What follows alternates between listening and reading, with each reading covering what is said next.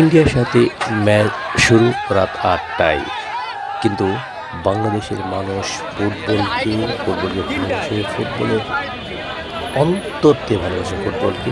এবং এই ভালোবাসার বহিঃপ্রকাশ যদি আমরা দেখতে পাই বা দেখতে চাই, সেটা কিন্তু স্টেডিয়ামে আসতে হবে। তো ন্যাশনাল স্টেডিয়ামে যে অবস্থা, এখন বেলা ৩টা বাজে, ৩টার সময় যে অবস্থা আপনারা দেখতে পাচ্ছেন ৪ নম্বর গেটে, মনে হচ্ছে যেন গেট ভেঙে মানুষ ভিতরে ঢুকে যাবে।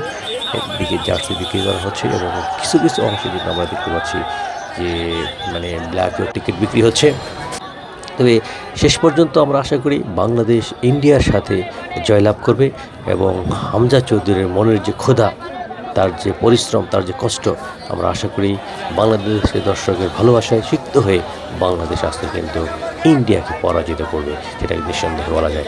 কিন্তু আপনার যদি স্টেডিয়ামের যে বাইরের অংশটা, অর্থাৎ ৪ নম্বর গেটের যে অবস্থা, সেই অবস্থা যদি দেখতে পান যে মানুষ কী পরিমাণ দর্শক হয়েছে, অলরেডি লাইন ধরে দাঁড়িয়ে আছে। রাত ৮টায় খেলা হবে, বিকেল ৩টায় কিন্তু একেবারে লাইন কানায় কানায় ভর্তি হয়ে গেছে এবং মানুষ চাচ্ছে যে স্টেডিয়ামে ঢোকার জন্য। এবং পুলিশ এবং অন্যান্য যে সদস্যরা রয়েছে তারা কিন্তু সর্বোচ্চ প্রচেষ্টা চালিয়ে যাচ্ছেন যাতে শৃঙ্খলাবদ্ধভাবে মানুষ খেলা উপভোগ করতে পারে, দর্শকরা উপভোগ করতে পারে। কি প্লে কার্ড নিয়ে আসছে, জাতীয় পতাকা, হামজা চৌধুরীর জার্সি এবং বিভিন্ন ধরনের প্লে কার্ড তারা বহন করছে।